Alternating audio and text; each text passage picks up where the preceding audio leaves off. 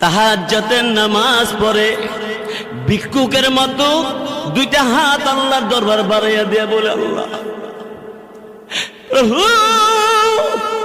এই পরওয়ারদিগার আলম, আমি গুনাহগার, তোমার নাম গফফার, আমি নাফরমান, তোমার নাম রহমান।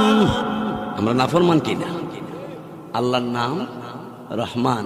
আল্লাহ তুমি দয়া করে আমি নাফরমানরে তুমি মাফ করে দাও।